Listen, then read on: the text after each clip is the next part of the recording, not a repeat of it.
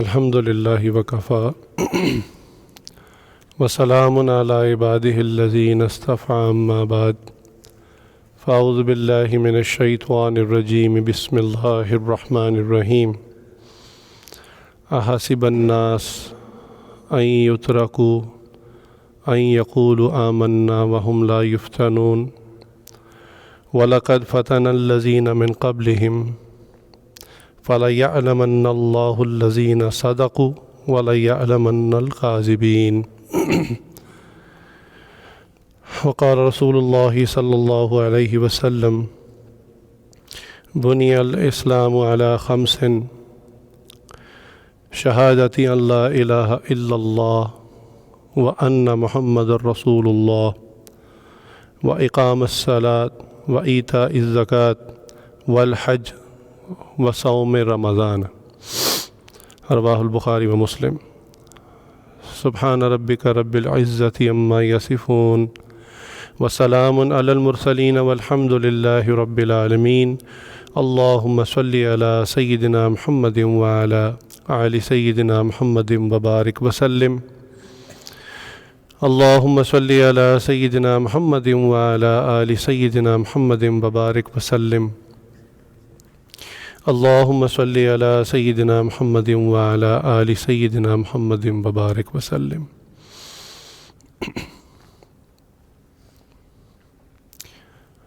آج کا مسلمان یہ سوچتا ہے کہ میں کلمہ پڑھ کے مسلمان ہو گیا اور بس اتنا ہی کافی ہے، اب جنت اور جنت کے تمام انعامات مجھ پر واجب ہو چکے ہیں۔ حالانکہ دین اسلام میں جب کوئی شخص داخل ہوتا ہے یا مسلمانوں کے یہاں پیدا ہونے والا بچہ بالغ ہوتا ہے تو گویا ایمان لانے کے بعد وہ دین اسلام کے قلعے میں پہلا قدم رکھتا ہے اور یہاں سے اس کی آزمائشوں کا سلسلہ شروع ہوتا ہے۔ جو آیات آپ کے سامنے پڑھی گئیں اللہ رب العزت اس میں یہی بات ارشاد فرما رہے ہیں کہ کیا لوگوں نے یہ گمان کر لیا ہے، کیا یہ سوچ لیا ہے کہ صرف اتنا کہہ دینا کہ ہم ایمان لے آئے کیا یہ ان کے لیے کافی ہے؟ فرمایا ہرگز نہیں، بلکہ ہم ضرور بے ضرور ان کو آزمائیں گے جیسے ان سے پہلے والوں کو ہم نے آزمایا۔ اور اللہ نے آزمائش کی وجہ بھی بتا دی تاکہ اللہ تعالیٰ یہ بات جان لے کہ اس میں سے کون مخلصین ہیں اور کون جھوٹے ہیں۔ یعنی ہر شخص کلمہ پڑھنے والا دعویٰ تو کرتا ہے نا کہ میں اللہ کا چاہنے والا ہوں، اللہ کے حبیب صلی اللہ علیہ وسلم کا چاہنے والا ہوں، تو یہ ایک وعدہ یا ایک دعویٰ ہوتا ہے کلمہ پڑھ کر، لیکن پھر اس کی آزمائش شروع ہوتی ہے اور اللہ تعالیٰ ضرور بے ضرور آزمائش فرماتے ہیں۔ یہ ہو نہیں سکتا کہ کوئی شخص کلمہ پڑھے، ایمان کا دعویٰ کرے اور اللہ تعالیٰ اس کو نہ آزمائے۔ حضرت موسیٰ علیہ السلام نے ایک مرتبہ اللہ تعالیٰ سے سوال کیا کہ یا اللہ، آپ تو فرماتے ہیں کہ مجھے اپنے بندوں سے 70 ماہوں سے بھی زیادہ پیار ہے، کیونکہ کلیم اللہ تھے، اللہ سے بات کرتے تھے۔ اللہ نے فرمایا ہاں یہ حقیقت ہے، ایسا ہی ہے۔ تو انہوں نے کہا کہ یا اللہ، اگر آپ کو بندوں سے محبت ہے تو ان کو موت کیوں دیتے ہیں؟ بھئی اصول ہے نا کہ جس سے انسان کو محبت ہوتی ہے انسان اس کی لمبی عمر کی، لمبی زندگی کی دعائیں کرتا ہے، نہ کہ اس کے مرنے کی دعا کرتا ہے۔ تو یا اللہ، اگر آپ کو ان سے محبت ہے تو آپ پھر ان کو موت ہی نہ دیں، ان کی دنیا کی حیاتی ہی قائم رکھیں۔ تو اللہ تعالیٰ نے فرمایا کہ میرے پیارے، اس کا جواب میں آپ کو بعد میں دوں گا، پہلے آپ ایک کام کریں کہ آپ کوئی فصل کاشت کریں۔ اللہ کا حکم تھا، انہوں نے فصل کاشت کی، کتابوں میں آتا ہے گندم کی فصل کاشت کی۔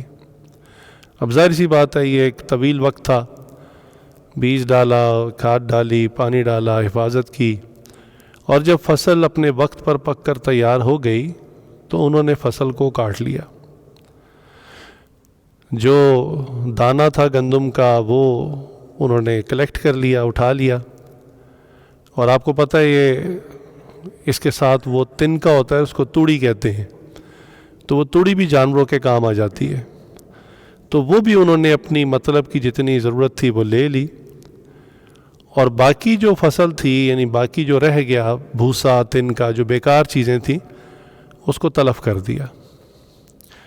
ہمارے یہاں پنجاب میں عموماً آپ نے دیکھا ہوگا کہ گندم کی فصل کی کاشت کے بعد جب اس کو ہارویسٹ کر لیتے ہیں، اس کا گندم اور جو توڑی ہے اٹھا لیتے ہیں، تو جو باقی کچرا ہوتا ہے نا اس کو اکثر آگ لگا دیتے ہیں تاکہ یہ ویسٹ ہے یہ ویسٹ ہو جائے اور زمین جو ہے وہ اگلی فصل کے لیے تیار ہو جائے۔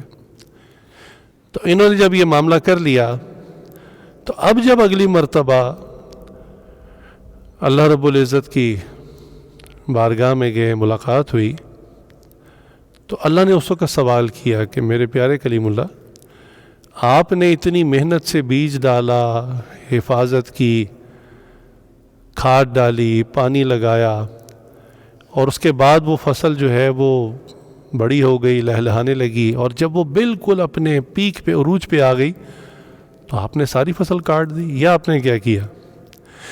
تو موسیٰ علیہ السلام نے جواب دیا کہ یا اللہ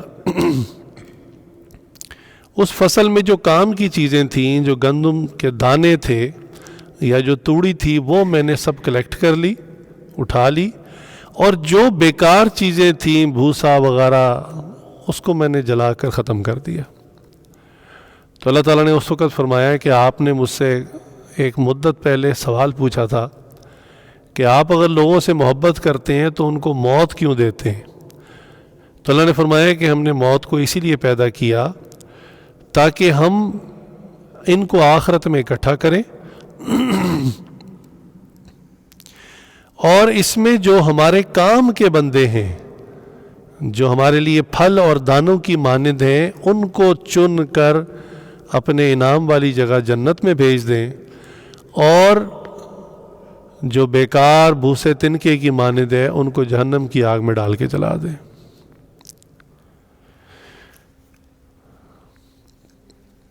تو دیکھیے اللہ تعالیٰ ایمان لانے کے بعد ضرور بے ضرور انسان کو آزماتے ہیں۔ اس کی مثال بہت سادہ ہے، آپ کسی بھی کالج میں، یونیورسٹی میں، مدرسے میں داخلہ لیں تو کیا خیال ہے داخلہ لینے کے بعد وہ ادارہ ان طلبہ کو فری چھوڑ دیتا ہے کہ جو دل کرتا ہے کرتے رہیں، دل کرے گا تو آ جائیں، دل نہ کرے تو چھٹی کر لیں، کوئی بات نہیں، اور جہاں پر یونیفارم کا پروٹوکول ہوتا ہے تو وہاں پر کیا خیال ہے بچہ اپنی مرضی کے کپڑے پہن کے آ سکتا ہے؟ اچھے انسٹیٹیوٹس میں تو بالوں تک کا بھی ایک ڈسپلن ہوتا ہے کہ اس طرح کے بال رکھنے ہیں، ناخن وقت پہ کاٹنے ہیں، یونیفارم پراپر ہو، استری ہو۔ تو بچہ کہے کہ میں نے تو صرف داخلہ ہی لیا تھا، یہ سب چیزیں کیا شروع ہو گئیں؟ تو دیکھیے ایک دنیا کا ادارہ بھی جب کسی اسٹوڈنٹ کو داخلہ دیتا ہے تو اس کی تمام شرائط اس اسٹوڈنٹ کے اوپر، اس طالب علم پر لگ جاتی خود بخود۔ ایڈمیشن کا مطلب یہ ہوتا ہے کہ اب آپ ہمارے نظام میں آ چکے ہیں، اب آپ کی مرضی نہیں چلے گی کہ جب دل کرے گا آؤں گا، جب دل کرے گا جاؤں گا، نہیں، ایک نظام الاوقات ہے، اس کے مطابق آنا ہوگا، اس کے مطابق جانا ہوگا۔ ایک یونیفارم کا پروٹوکول ہے، اسی کے مطابق کپڑے پہننے ہوں گے، اس کے علاوہ کوئی کپڑا نہیں پہن سکتے۔ بالوں کو ترتیب سے کٹوانا ہوگا، ناخنوں کو باقاعدگی سے کاٹنا ہوگا، اسی طرح سبق میں، کلاس میں بیٹھنا ہوگا، اٹینڈنس، حاضری لگے گی، اور اس کے بعد جو ہے بالآخر ایک وقت آئے گا کہ جو کچھ پڑھایا گیا ہوگا اس کا امتحان ہوگا. سادہ سی بات ہے. تو ہم نے جو کلمہ پڑھا لا الہ الا اللہ محمد الرسول اللہ، آپ کا خیال ہے کہ اس انسٹیٹیوشن میں داخلہ لینے کے بعد ہمیں کھلی چھوٹ مل گئی ہے کہ جو ہمارا دل کرے ہم پہنے، جو دل کرے نہ پہنے، جو دل کرے کھائیں، جو دل کرے نہ کھائیں، جہاں چاہیں دیکھیں، جس مرضی سے دوستی لگائیں؟ اور کیا ہمارا کوئی سلیبس نہیں ہے؟ ہم کسی چیز کے پابند نہیں ہے جس کا امتحان ہونا ہے؟ تو یہی بات اللہ تعالیٰ نے ان آیات میں فرمائی ہے.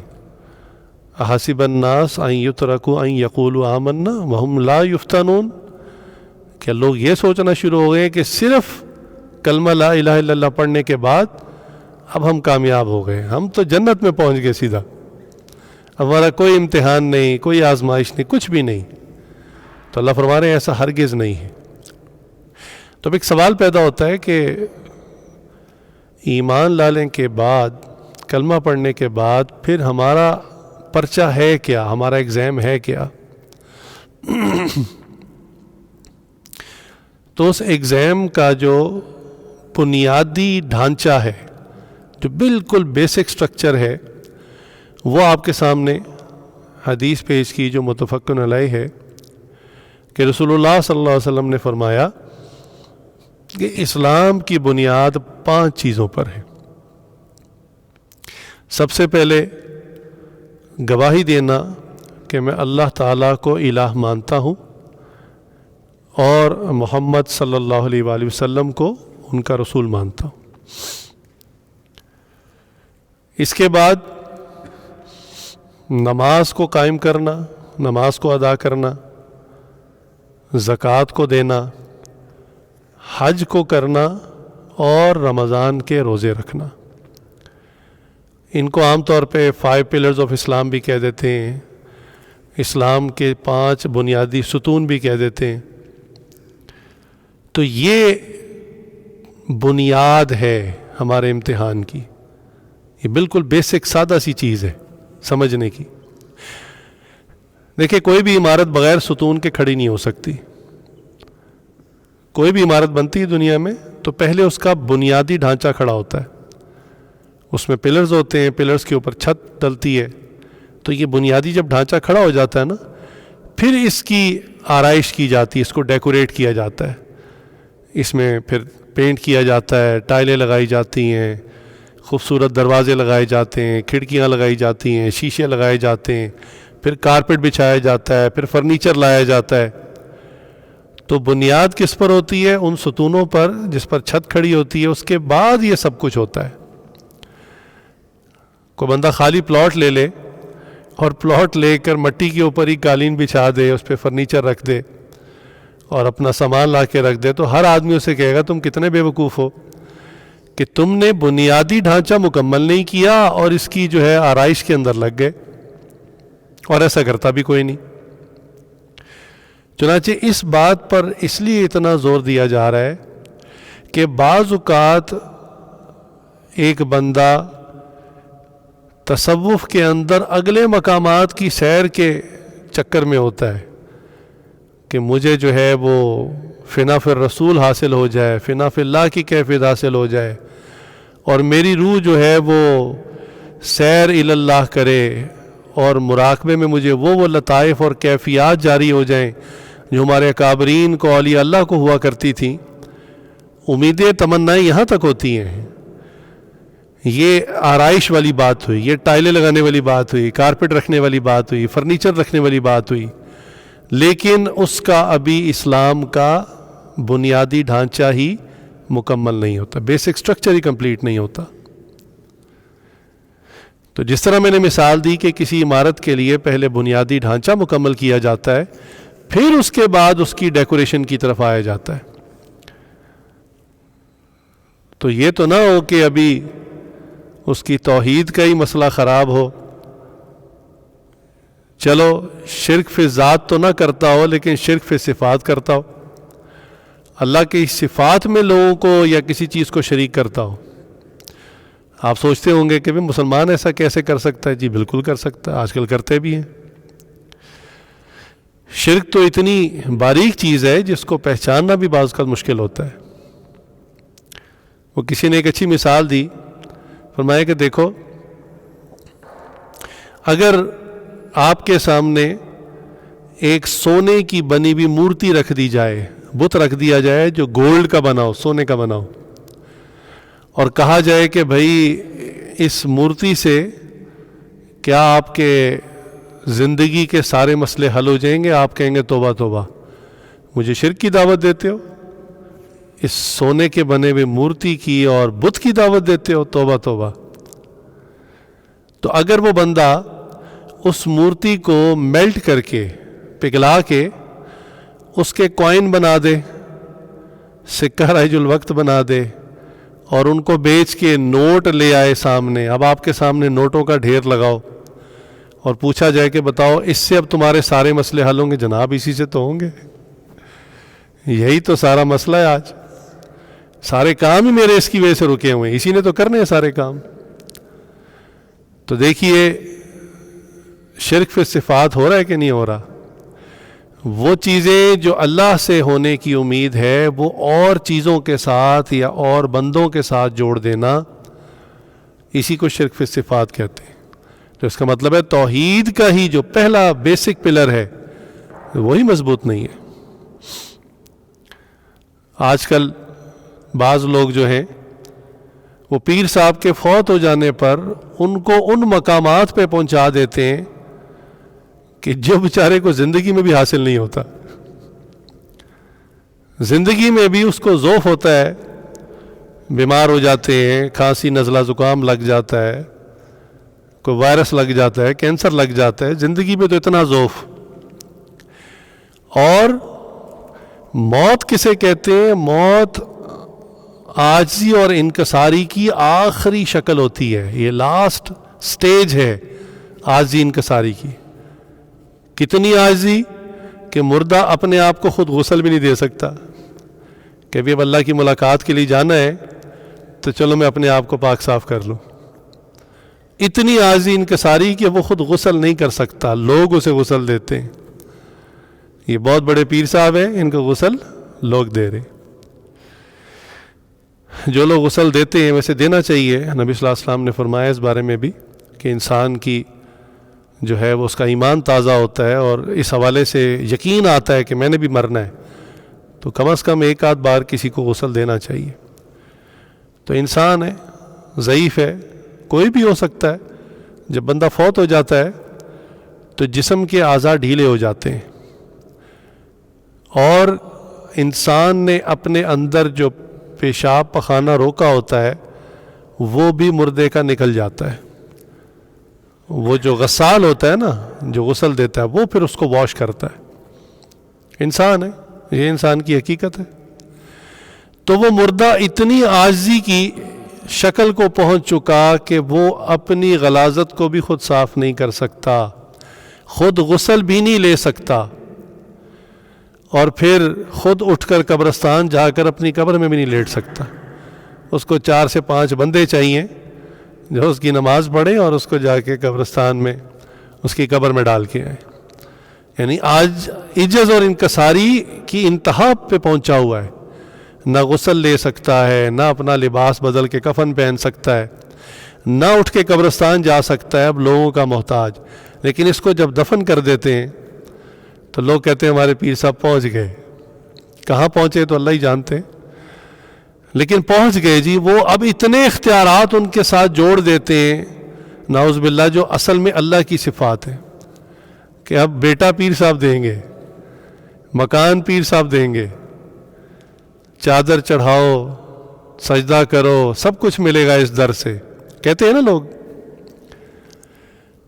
تو دیکھیے توحید کا معاملہ کتنا کمزور ہے. یہ 5 ارکان میں سے پہلا ستون ہے، بنیاد ہے، پہلی چیز ہے، یہ بیس فاؤنڈیشن ہے جس پر اسلام کی عمارت نے کھڑا ہونا تھا. وہ اتنا کمزور کہ اللہ تعالیٰ کی ذات کے اندر یا صفات کے اندر کسی اور کو شریک کر لینا اور شریک بھی کس کو کرنا؟ جو انتہائی کمزور اور ضعیف. سورہ بقرہ کے اندر جو واقعہ ہے کہ بنی اسرائیل کی قوم نے موسیٰ علیہ السلام کے کوہ طور پر جانے کے بعد وہ ایک بچڑے گائے کے بھی بچے کو پوجنا شروع کر دیا، الہ بنا لیا. تو اللہ تعالیٰ کو اس بات پر بہت زیادہ جلال آیا.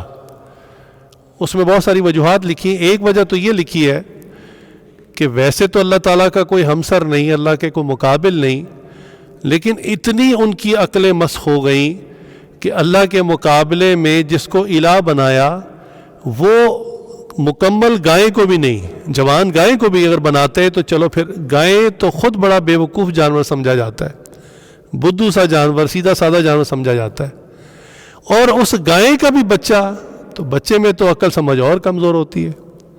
تو اس بات پر اللہ تعالیٰ کو بہت غضب ہوا، اللہ تعالیٰ بہت زیادہ غضبناک ہوئے، بہت جلال آیا کہ تم نے میرے ساتھ کس چیز کو شریک کیا. تو دیکھیے آج کل لوگ پیسے کو یا پیروں کو یا اور کسی بھی چیز کو، ہر ایک کا الہ مختلف ہوتا ہے. کسی کے لیے اس کی یونیورسٹی کا ڈین الہ ہوتا ہے، بس اس نے میری ڈگری پہ سائن کر دیے میرے وارے نیارے ہو جائیں گے. کسی نے اپنے کمپنی کے باس کو الہ سمجھا ہوتا ہے کہ بس اس کو ناراض نہیں کرنا، باس ناراض ہو گیا میری ترقی رک جائے گی. آرمی کے اندر جو سینئر آفیسر ہوتا ہے نا، تو لوگ اس کی بات اس طرح سے مانتے ہیں جیسے مرید اپنے پیر کی بات مانتا ہے. وہ صحیح بات کہے یا غلط بات کہے، بس آرڈر از آرڈر، ماننا ہے. اس طرح اس کی اطاعت کرتے ہیں واقعتاً جیسے اللہ اور اللہ کے رسول کی اطاعت کرنی چاہیے.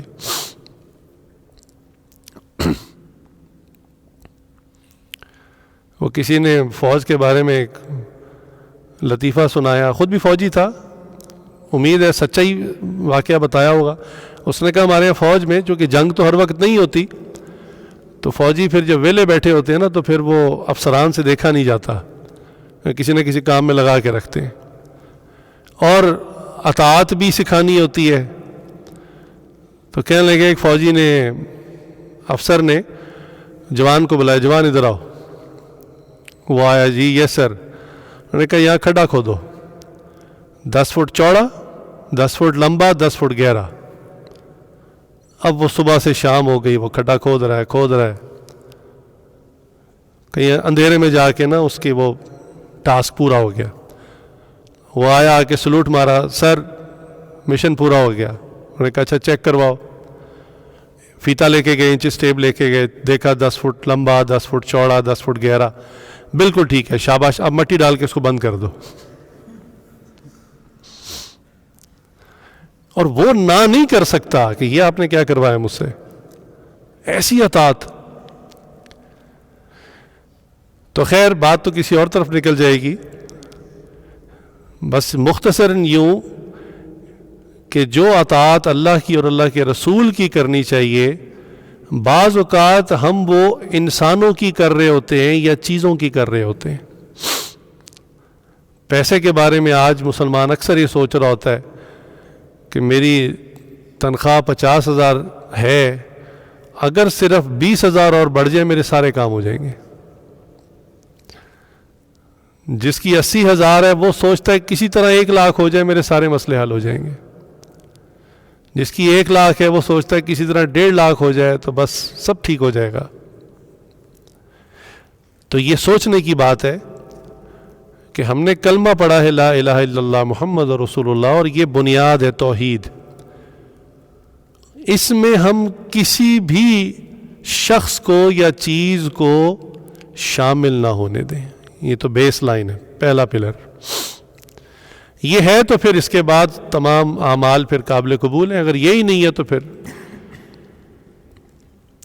آپ کیا سمجھتے ہیں نیکیاں یہ غیر مسلم نہیں کرتے؟ جن کو ہم کافر کہتے ہیں، غیر مسلم کہتے ہیں، یہ بھی نیکیاں کرتے ہیں. کس طرح؟ کسی یتیم کی مدد کر دی، اور راہ چلتے کوئی بندہ پریشان ہے اس کی ہیلپ کر دی، کسی کو قرضہ دے دیا.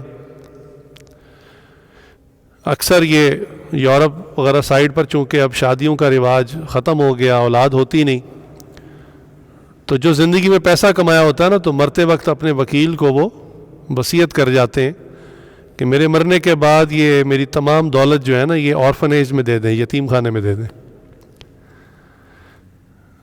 تو اگر صرف نیکیوں کو بنیاد سمجھ لیا جائے تو پھر یہ سارے بھی جنت میں جائیں گے، ان کو جنت میں جانے میں کیا رکاوٹ ہے اگر صرف نیکیوں کو بنیاد بنانا ہے۔ وہ مثال آپ نے نہیں بھولنی جو شروع میں نے دی تھی کہ عمارت ستونوں پہ کھڑی ہوتی ہے، اس کے بعد اندر تزئین و آرائش ہوتی ہے۔ اب ایک بندہ تزئین و آرائش کے اوپر زور دے رہا ہے، بنیاد کھڑی نہیں کی، پلر کھڑے نہیں کیے، چھت نہیں ڈالی، تو آج کل لوگ کہتے ہیں نا کہ کیا ہوا اگر میں نماز نہیں پڑھتا، میں پڑوسیوں کے حقوق کا خیال رکھتا ہوں، میں اپنی کمپنی میں ملازمین کا خیال رکھتا ہوں، میں ان کے ساتھ اچھے اخلاق کا معاملہ کرتا ہوں، نماز نہیں پڑھتا میرا پرسنل میٹر ہے، روزہ نہیں رکھتا یہ میرا ذاتی مسئلہ ہے، کہتے ہیں آج لوگ۔ تو یہ بات سمجھنی چاہیے کہ اگر آپ جو باقی نیکیاں کر رہے ہیں آپ یہ سمجھتے ہیں کہ ان نیکیوں کی وجہ سے جنت میں جائیں گے، تو پھر تو کفار بھی چلے جائیں گے، ان کو کس نے روکا ہے؟ لیکن یہاں یہ بات سمجھنی چاہیے کہ یہ 5 پلرز آف اسلام، یہ بیس لائن ہے، بیسکس ہیں، اگر یہ ہیں پھر نیکیاں شمار ہونی شروع ہوں گی۔ اگر بنیادی عمارت ہی نہیں کھڑی ہوئی، ہاں اللہ تعالیٰ ان نیکیوں کا بدلہ دنیا میں دے دیں گے۔ تو آج دیکھیں ان کے یہاں کیسی اللہ نے نعمتیں دے رکھی ہیں، سائنس ہے، ٹیکنالوجی ہے، ایڈوانسمنٹ ہے، بجلی نہیں جاتی، سڑکیں اچھی ہیں، اونچی اونچی خوبصورت عمارتیں ہیں، بڑی بڑی عالیشان کاریں ہیں۔ این ممکن ہے یہ ان کی دنیاوی نیکیاں ہوں، اللہ تعالیٰ دنیا میں لوٹا رہے ہیں، لیکن جب تک یہ ایمان کی دولت نہیں ملتی آخرت میں کچھ ٹرانسفر نہیں ہوگا۔ تو اس لیے یہ توحید پہلی چیز ہے، اس کو سمجھنا چاہیے۔ اس کے بعد پھر نماز ہے۔ حیرت کی بات ہے کہ نماز دین اسلام کا ایک اہم پلر ہے، اہم ستون ہے، اور نماز کی طرف سے غفلت ہو رہی ہے۔ یعنی بعض اوقات چونکہ لوگ احوال سناتے ہیں تو پتہ چلتا ہے، بعض اوقات ایک نیک آدمی، اور ڈرتے ڈرتے کہہ دیتا ہوں کہ بعض اوقات مدرسے کا طالب علم، داڑھی رکھی ہوئی ہے، ٹوپی پہنی ہوئی ہے، شریعت کا پابند، نماز میں سستی ہے۔ عجیب بات کہ نماز تو دین اسلام کا ایک اہم ستون ہے۔ مجھ سے بعض اوقات مرد اور خواتین پوچھتے ہیں کہ حضرت وہ فلاں فلاں مسئلہ چل رہا ہے، کو وظیفہ دے دیں، تو میں اکثر کہتا ہوں میں آپ کو وہ وظیفہ نہ دوں جو حضور صلی اللہ علیہ وسلم نے بتایا ہے۔ انہوں نے کہا جی بالکل وہی بتا دیں۔ میں نے کہا نماز وہ وظیفہ ہے جو رسول اللہ صلی اللہ علیہ وسلم نے بتایا ہوا ہے۔ آپ کسی پیر صاحب کے وظیفے کو چھوڑ کے رسول اللہ صلی اللہ علیہ وسلم کے وظیفے پہ عمل کریں، سب سے زیادہ افیکٹو یہ ہے۔ جتنے وظیفے ہیں وہ بعد میں کام آئیں گے، اگر نماز ہی نہیں ہے تو آپ جتنے مرضی چلے کاٹتے رہیں، جتنے مرضی وظیفے کرتے رہیں، کوئی چیز افیکٹو نہیں ہوگی۔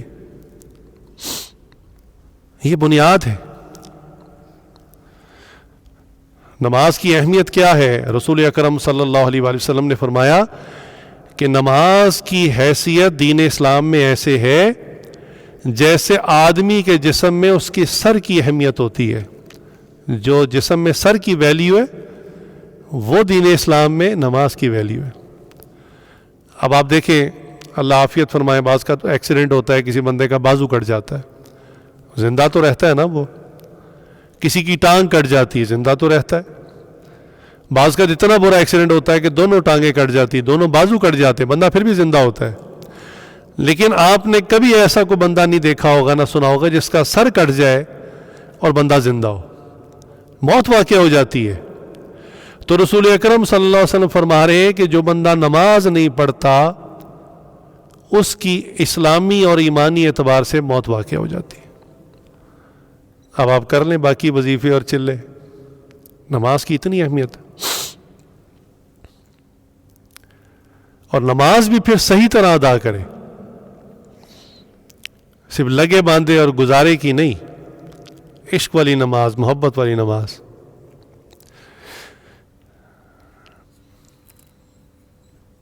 ایک دستور ہے، چھوٹا سا ایک اصول ہے کہ آپ نے کسی کو کوئی چھوٹا موٹا ہدیہ دینا ہو نا تو آپ کسی کے ہاتھ بھجوا دیتے ہیں، کسی قاصد کو کہتے ہیں یار یہ ہدیہ، تحفہ، مٹھائی یہ میرے فلاں دوست کو، عزیز کو دے آؤ۔ لیکن اگر آپ نے کوئی قیمتی چیز دینی ہو، یا کوئی بندہ آپ کے گھر آ جائے، یا آپ کسی کو گھر دعوت پہ بلائیں، تو بڑا قیمتی تحفہ گھر بلا کے دیا جاتا ہے، اس کی ویلیو اتنی ہوتی ہے۔ تو یاد رکھیں کہ اللہ تعالیٰ نے شریعت کے جتنے بھی احکامات ہیں وہ قاصد کے ذریعے، حضرت جبرائیل امین کے ذریعے آسمان سے زمین پر بھیجے حضور صلی اللہ علیہ وسلم کے پاس۔ لیکن جب اپنے پاس بلانا تھا، معراج عطا فرمائی، آسمانوں پہ بلایا، وہ مقام دیا جہاں جبرائیل امین بھی نہیں جا سکے، اتنا اونچا بلند مرتبہ دینے کے بعد، اپنے پاس بلانے کے بعد جو تحفہ دیا وہ نماز کا تھا۔ تو یہ آسمانوں کا دیا ہوا تحفہ ہے، آسمانوں پہ دیا ہوا۔ آج کل امپورٹڈ چیزوں کی بڑی ویلیو، کہتے ہیں امپورٹڈ ہے، باہر سے آئی ہے، ہر بندہ امپورٹڈ چیز کو ہاتھ لگاتا ہے اس کی اچھی کوالٹی کی وجہ سے، امپورٹڈ ہے جی، یہ باہر سے آئی، یا نایاب ہے، یہاں میسر نہیں ہے۔ تو نماز بھی امپورٹڈ وظیفہ ہے، آسمانوں سے آیا ہے، لوکل وظیفہ نہیں ہے۔ تو اگر نماز ہی نہیں ہوگی تو آگے کیا بنے گا؟ پھر آپ بڑی بڑی باتیں کرتے رہے، جی مجھے خواب آیا، میں دوسرے آسمان کی سیر کر رہا تھا، میں آج تیسرے آسمان پہ پہنچا ہوا تھا، اور جی میں خواب میں جنت کی سیر کر رہا تھا۔ تو نمازیں تمہاری فرض تو فوت ہو رہی ہیں، اور دیکھتے رہو خواب، پھر بلی کو چچڑوں کے خواب آتے ہی ہیں۔ تو شیطان پھر اس طرح کے خواب دکھا دکھا کے خوش کرتا رہتا ہے، اور بندہ جو ہے وہ عجب کا شکار ہوتا رہتا ہے کہ میری بڑی زبردست ترقی ہو چکی، میں تو اللہ کے ہاں بہت اونچا مقام پا چکا ہوں۔ فرض نمازیں چھوڑنا ہوتا ہے، یا لاپرواہی کی وجہ سے قضا کر رہا ہوتا ہے، اور سوچتا ہے کہ میرا تو مقام بہت اونچا ہے، لوگ مجھے پہچانتے نہیں ہیں کہ میں کہاں پہنچ گیا ہوں، جہنم میں پہنچا ہوتا ہے وہ۔ خود پسندی کا شکار ہو چکا ہوتا ہے، اپنی ذات اچھی لگتی ہے، دوسروں میں عیب نظر آتے ہیں۔ تو انسان اپنا محاسبہ اگر کرنا چاہے تو یہ بیسک پرنسپلز ہیں، یہ بنیادی اصول ہیں، ان پہ دیکھیں اپنے آپ۔ بھئی پہلے 5 بنیادیں پوری ہیں تمہاری، بڑی بڑی باتیں بعد میں کرنا، کیفیات کے مسئلے بعد میں ہوں گے، تمہاری بنیاد ہی پوری نہیں ہے، بیسک سٹرکچر ہی تمہارا پورا نہیں ہے۔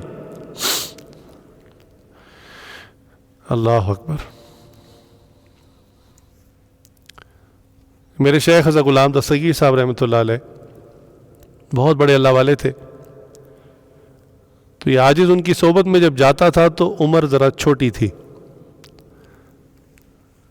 بالغ تھا لیکن بہرحال۔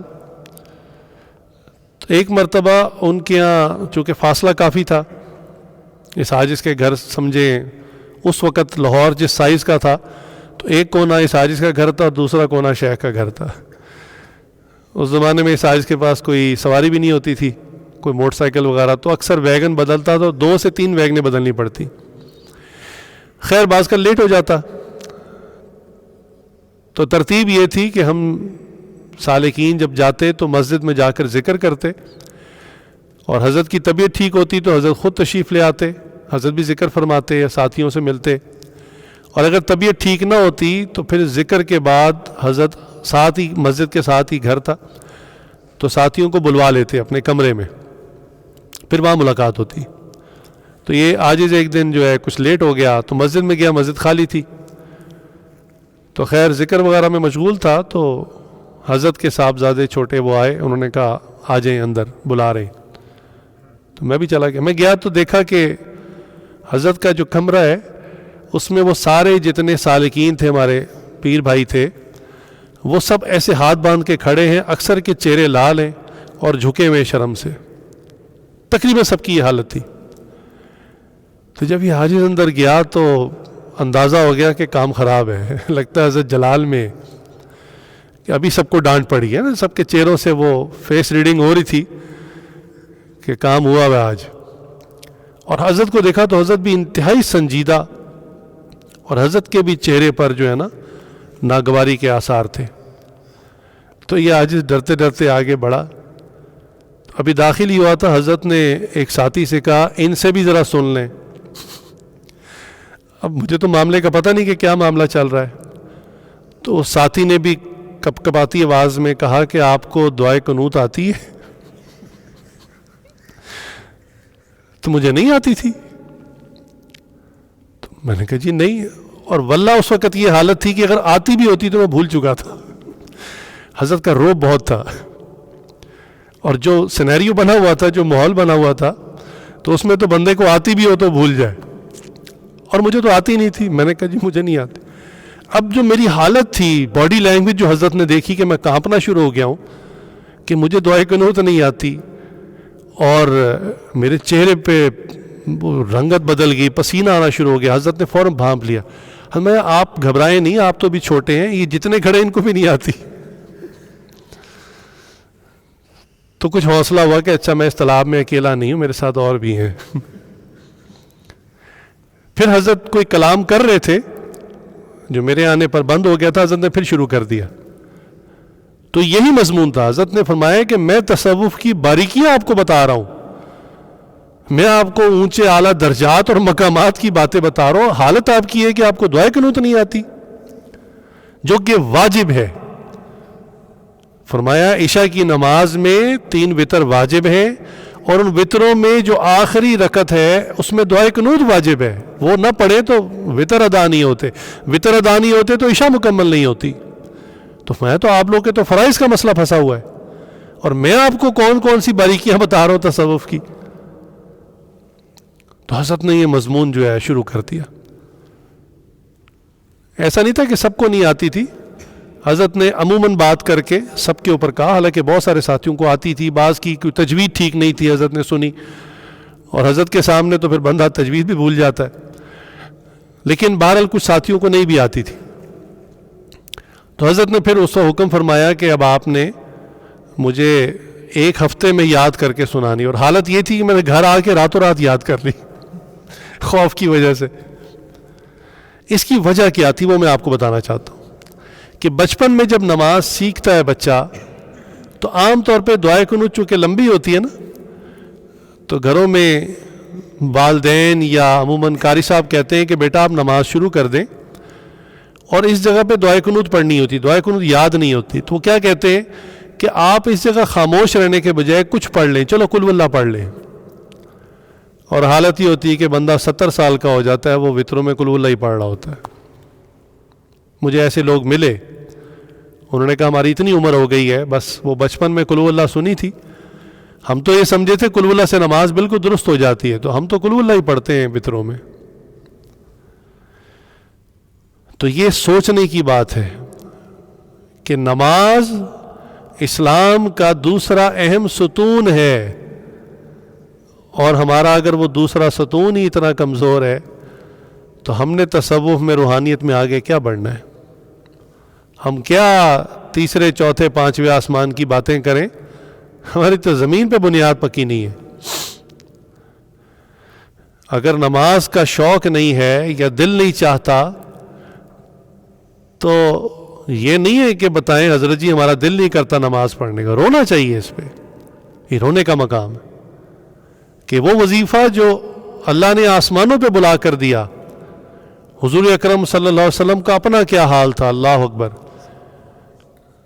مستند روایات میں آتا ہے کہ بالکل آخری وقت میں جب بیماری کے ایام چل رہے تھے, آپ صلی اللہ علیہ وسلم کا چونکہ بالکل گھر جو ہے وہ مسجد نبوی کے بالکل ساتھ ہی تھا, اب تو اندر شامل ہو چکا ہے, لیکن اس وقت بالکل دیوار کے ساتھ تھا. تو آپ صلی اللہ علیہ وسلم کے پاؤں مبارک زمین پہ نہیں لگتے تھے. 2 صحابہ نیچے کندھے کے ہاتھ ڈال کے آپ صلی اللہ علیہ وسلم کو لاتے تھے, نیچے پاؤں گھسیٹ رہے ہوتے تھے زمین پر. اس درجے کی معذوری, بیماری, عذر کے باوجود باقاعدہ مسجد میں آ کر جماعت سے نماز پڑھتے تھے. صدیق اکبر تعالیٰ کو حکم دے دیتا کہ آپ جماعت کروائیں. ان کے پیچھے آ کے صف میں شامل ہوتے تھے. آج کا صحت مند ہٹا کٹا نوجوان وہ کہتا میں گھر پہ پڑھ لیتا ہوں. یہ وہ ہے جو ابھی پڑھتا ہے، جو نہیں پڑھتا اس کا تو حال ہی نہ پوچھیں. تو نماز دین اسلام کا دوسرا اہم ستون ہے، یہ بیسک سٹرکچر ہے. یہ نہیں تو عمارت نہیں. آپ نے دیکھا ہے جو بعض کا کیمپنگ کے لیے لوگ جاتے ہیں نا تو خیمہ کھڑا کرتے ہیں، تو خیمے کے اندر وہ ڈنڈے لگاتے ہیں چاروں کونوں میں، ایک درمیان میں اونچے والا، اس سے خیمہ کھڑا ہوتا ہے. اگر کوئی ایک بھی کنارے سے ڈنڈا گر جائے تو ادھر سے مکمل خیمہ جو ہے نا منہدم ہو جاتا ہے، بالکل بیٹھ جاتا ہے. تو یہ وہ بنیادی باتیں ہیں، یہ وہ بنیادی چیزیں ہیں. آپ کا اگر کبھی دل چاہے کہ میں اللہ کی باتیں سنوں، اللہ تعالیٰ کیا فرماتے ہیں، تو آپ قرآن کریم کھول کے بیٹھ جائیں، پڑھنا شروع کر دیں. اور کبھی آپ کا دل کرے کہ میں بھی تو اللہ سے باتیں کروں، تو آپ نماز کے اندر کھڑے ہو جائیں. یہ ہے مومن کی معراج. اگر نفس سیدھا نہیں ہوتا، نہیں مانتا نماز کے لیے، تو یہ نہیں ہے کہ ہاتھ پہ ہاتھ دھر کے حضرت صاحب ہم سے نماز نہیں پڑھی جاتی، پھر نفلیں شروع کریں. نفلیں شروع کریں، اتنی نفلیں پڑھیں کہ نفس جو ہے وہ ہتھیار پھینک دے اور نماز سے سچ مچ میں محبت ہو جائے، سچ مچ میں نماز کا شوق ہو جائے. 2-3 منٹ 4 منٹ کی نماز ہوتی ہے. اگر یہ بھی اتنا بوجھ ہے تو پھر باقی دین اسلام کا بوجھ کیسے اٹھائیں گے؟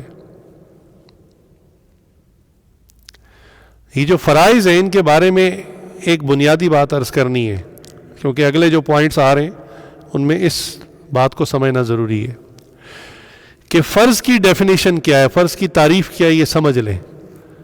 اللہ تعالیٰ یہ ہمیں سمجھا دے تو ہمارے تو کافی مسئلے سیدھے ہو جائیں. فرض اس کو کہتے ہیں جو کسی خاص صورتحال کی وجہ سے یا کسی خاص وقت کی وجہ سے آپ پر لازم ہو جائے، اسے فرض کہتے ہیں.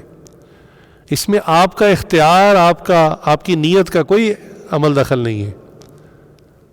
میں پھر دہراتا ہوں کہ فرض کی ڈیفینیشن یہ ہے کہ جو کسی خاص حالات کی وجہ سے کوئی سچویشن ایسی بن جائے یا وقت داخل ہو جائے تو آپ کے اوپر لازم ہو جائے، اس کو فرض کہتے ہیں.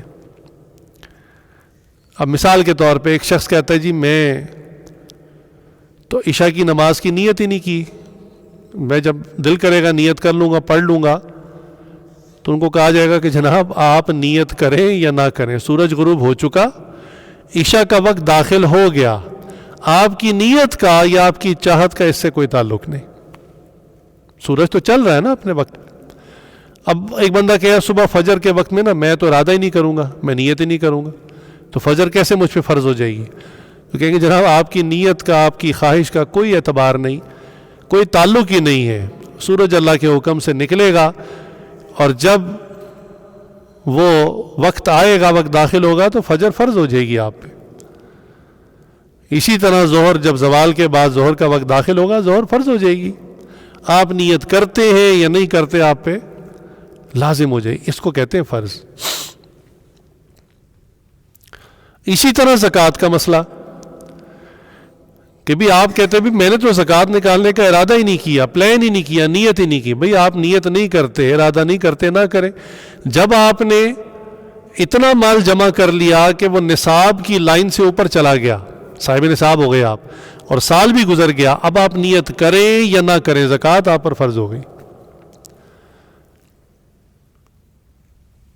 حج کا بھی یہی معاملہ کہ ایک بندہ کہتا ہے، اور اکثر اس میں تو اکثر لوگوں کا کام خراب ہوتا ہے کہ حج کے معاملے وہ کہتے ہیں کہ جی مال اکٹھا کرتے رہے، مال پاس بھی تھا، حج تو بہت پہلے فرض ہو چکا تھا، لیکن کہتے ہیں جی ہم نے ابھی نیت نہیں کی. اچھا جی کیا نیت ہے آپ کی؟ جی ابھی تو پہلے میں مکان لوں گا، پھر میں شادی کروں گا، پھر میرے بچے ہوں گے، پھر ان کی پڑھائی پہ خرچہ کروں گا، پھر وہ جوان ہوں گے، پھر بیٹے کو اعلیٰ تعلیم کے لیے باہر بھیجوں گا، بیٹی کے جو ہے وہ نکاح کروں گا، اچھا خاصا ٹکا کے جہیز دوں گا، دھوم دھام سے شادی کروں گا. اس کے بعد اگر مال بچ گیا تو پھر میں حج بھی کر لوں گا، وہ نیت تو میں اس وقت کروں گا نا. تو ان کو کہا جائے گا جناب آپ کی نیت کا کوئی تعلق ہی نہیں ہے. حج کی فرضیت کب ہو جاتی ہے کہ اس کی کیا فرضیت کی جو ڈیفینیشن ہے وہ یہ ہے کہ اگر ایک شخص کے پاس زندگی میں ایک مرتبہ بھی اتنا مال آ گیا کہ زیادہ راہ، یعنی وہ سفر ٹریول کر سکتا ہے. ٹریولنگ میں دو ہی چیزیں مہنگی ہوتی ہیں اس سفر میں، ایک ایئر ٹکٹ ہوتی ہے، جہاز کا ٹکٹ ہوتا ہے، یہ مہنگا ہوتا ہے، یا وہاں کی رہائش مہنگی ہوتی ہے. باقی کھانا پینا کوئی وہاں مہنگا نہیں ہے، آج بھی مہنگا نہیں ہے. تو اگر آپ کے پاس اتنا مال زندگی میں آ گیا کہ آپ ٹریول کر کے حج کے ارکان پورے کر کے واپس آ سکیں اور پیچھے گھر والے مال نہ ہونے کی وجہ سے، بھوک افلاس کی وجہ سے ہلاک نہ ہو جائیں، یعنی پیچھے بھی اتنا ہو کہ وہ لوگ بھی سروائیو کر لیں، تو جس کے پاس اتنا مال آ گیا کہ وہ خود بھی سفر کر کے واپس آ سکتا ہے، گھر والے بھی پیچھے ہلاک نہیں ہوں گے، اس پر اسی دن حج فرض ہو جاتا ہے. وہ نیت کر رہا ہے آج 50 سال بعد کی کہ میں 50 سال بعد 60 سال بعد حج کروں گا، نیت ہی اس وقت کروں گا. آپ کی نیت کا کیا اعتبار ہے جی؟ آپ نیت کریں یا نہ کریں، حج تو فرض ہو چکا. اب آپ کے اوپر ایک چیز ڈیو ہے، واجب الادا ہے، اب آپ نے اس کو ادا کرنا ہے. آپ ادا نہیں کر رہے تو گناہ گار ہو رہے، اور اسی حالت میں موت آ گئی تو پھر اللہ اکبر. ایک فرض زندگی کا رہ گیا، ایک اہم ستون زندگی کا رہ گیا. اتنی اہم بات ہے. لوگوں نے مال جوڑا ہوتا ہے، وہ کہتے ہیں ہم وہ بیٹی کی شادی کے لیے جمع کر رہے ہیں. بھائی اچھی نیت ہے، یہ کوئی غلط بات نہیں ہے، لیکن یہ جو مال جمع ہو چکا، آپ نے تو نیت کی ہے کہ شادی 2-3 سال بعد ہے، اور آج آپ اس پیسے کی وجہ سے صاحب مال ہو چکے ہیں، چونکہ ملکیت میں آپ کی ہے. وہ تو جب بیٹی کو دے دیں گے تو اس کی ملکیت بنے گی. تو اس کے اوپر ہر سال زکوٰۃ بھی آ رہی ہے، اور اس کی وجہ سے ہو سکتا ہے آپ پر حج بھی ہو چکا ہے. یہ آج آپ کے اوپر ڈیو ہو چکا ہے. لیکن وہی بات کہ میں تو نہیں مانتا. وہ 2 بچے تھے نا، آپس میں بحث کر رہے تھے، تو ان کے پاس سے کوئی بڑا آدمی گزرا بزرگ، تو انہوں نے کہا انکل ہمارا فیصلہ کروا دیں. انہوں نے کہا کیا؟ انہوں نے کہا ہم دونوں نے شرط لگائی تھی. کیا شرط لگائی تھی؟ انہوں نے کہا میں کہتا ہوں کہ پاکستان کا جو کیپٹل ہے، دارالخلافہ ہے، وہ اسلام آباد ہے، اور یہ کہتا ہے کہ پاکستان کا کیپٹل جو ہے وہ کراچی ہے. تو اب آپ بتائیں یہ شرط ہارا کہ نہیں ہارا؟ تو انہوں نے کہا ہاں جی شرط ہار کے، واقعی پاکستان کا کیپٹل تو اسلام آباد ہے. تو بچہ بڑے اعتماد سے اس کو کہتا ہے بزرگوں کہ جی نہیں میں بالکل نہیں ہارا. انہوں نے کہا کیوں، آپ کیوں نہیں ہارے؟ انہوں نے کہا مانوں گا تو ہاروں گا نا، میں مانوں گا ہی نہیں. تو جی حج فرض ہو گیا، میں مانوں گا تو فرض ہوا ہے نا، میں مانوں گا ہی نہیں. زکوٰۃ آپ کے اوپر فرض، جناب مانوں گا تو پھر فرض ہوگی نا، میں مانتا ہی نہیں. رمضان کئی زندگی میں آئے چلے گئے. مجھے ایک شخص ملا جو ڈرائیور تھا ہمارے لاہور ڈیفینس میں کسی گھر میں. تو میں سمجھتا تھا کہ ایسے لوگ، جو بات اس نے بتائی میں سمجھتا تھا یہ صرف کتابوں کے قصے ہیں، سچ مچ میں یہ لوگ موجود نہیں ہوتے. اس نے رمضان کے دن تھے تو اس نے کہا جی میرے پہ بڑی سختی ہے. تو وہ گھر والے بالکل رعایت نہیں کرتے، میرا روزہ بھی ہوتا ہے، تو وہ بہت سخت یعنی کام لیتے ہیں، ڈیوٹی لیتے ہیں گرمی میں ہر جگہ. تو بہرحال میں نے کہا ان کا بھی تو روزہ ہوتا ہے. انہوں نے کہا جی وہ روزہ نہیں رکھتے. میں نے کہا جی کیوں نہیں رکھتے، مسلمان؟ انہوں نے کہا ہاں مسلمان. تو میں نے کہا کیوں نہیں رکھتے؟ وہ کہتے ہیں یہ روزے کا حکم غریبوں کے لیے آیا ہے. اللہ اکبر. یہ مسلمان آج کا یہ کہہ رہا ہے کہ روزے کا حکم غریبوں کے لیے آیا ہے، امیروں کے لیے نہیں ہے. جن کے پاس کچھ کھانے کو نہیں ہے وہ روزہ رکھ لیں. انا للہ و انا الیہ راجعون. تو یہ وہی والی بات ہوگی نا، میں مانوں گا تو ہاروں گا. بھئی میں مانوں گا تو روزہ میرے پہ فرض ہوگا نا. رمضان ایک چھوڑو، کئی رمضان زندگی میں آئے، اس سے کیا ہو جاتا ہے. تو فرض کی ڈیفینیشن میں نے آپ کو بتائی. فرض کی تعریف یہ تھی کہ جو کسی خاص حالات کی وجہ سے یا کسی خاص وقت کی وجہ سے اللہ کا حکم آپ پر لازم ہو جائے اس کو فرض کہتے ہیں. آپ کا اختیار، آپ کی نیت کا کوئی دخل نہیں ہے اس میں. ایک بچہ چھوٹا تھا، بالغ ہو گیا، اس کو گھر والے کہہ رہے ہیں جی آپ بالغ ہوئے، نماز فرض ہوئی. جی میں مانتا ہی نہیں فرض، میں تو نیت ہی نہیں کی نماز کی. تو بیٹا آپ اس ایج سے گزر گئے، بلوغت میں داخل ہو گئے، اب آپ کی نیت کا کوئی شمار نہیں ہے، آپ کی چاہت کا کوئی شمار نہیں ہے، بس یہ سچویشن ایسی ہو گئی ہے کہ اب آپ کو، ہاں نفل وہ چیز ہے کہ جو نفلی کام آپ کے ثوابدید پر ہے، آپ کی نیت پر ہے، آپ نیت کریں گے تو لازم ہوگا، نہیں کریں گے نہیں ہوگا.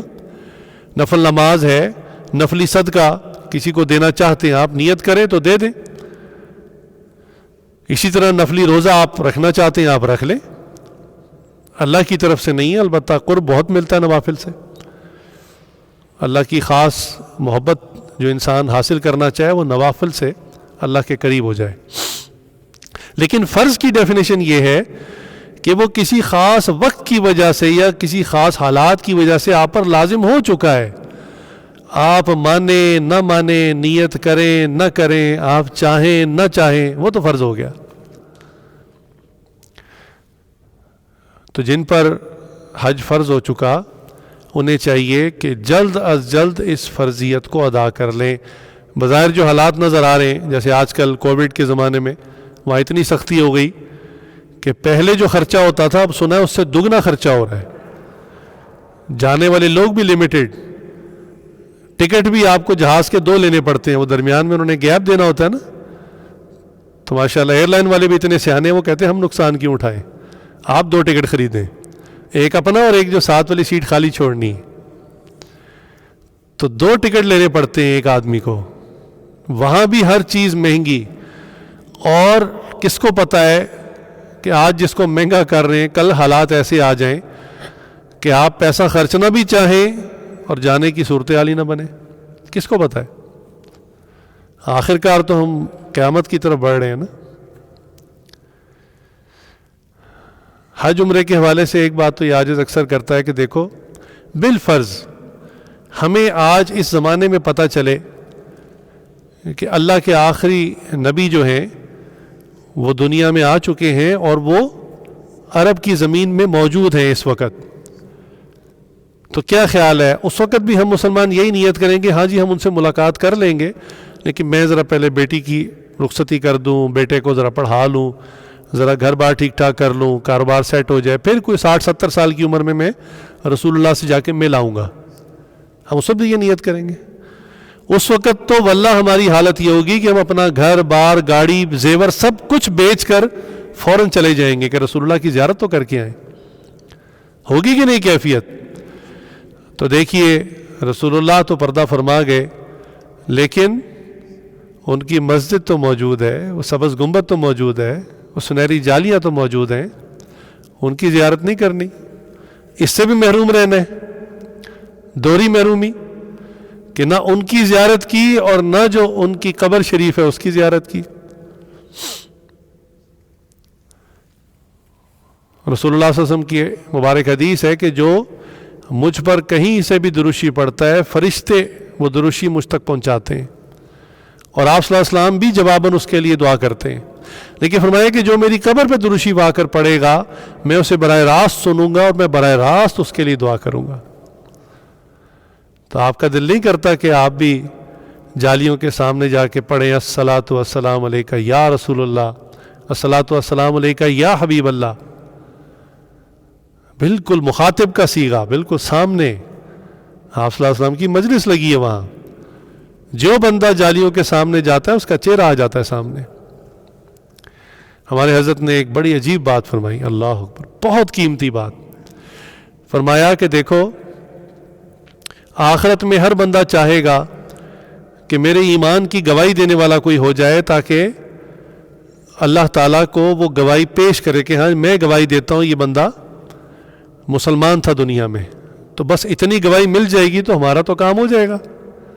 ایک ہے کہ ہم خود کہیں نہیں جی ہم کلمہ گو تھے، مسلمان تھے، ہم بھی کلمہ پڑھتے تھے. ایک یہ کہ کوئی اور ہماری گواہی دے.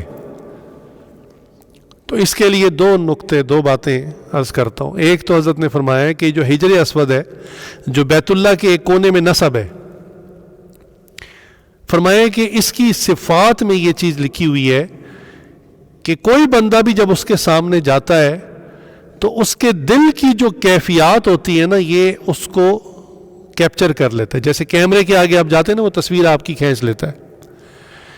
تو یہ تو سمجھانے کے لیے مثال دی کیمرے والی، لیکن جو دل میں کیفیت ہوتی ہے حجر اسود اس کو اسی طرح ریکارڈ کر لیتا ہے، سیو کر لیتا ہے، اور آخرت میں پھر وہ گواہی دے گا۔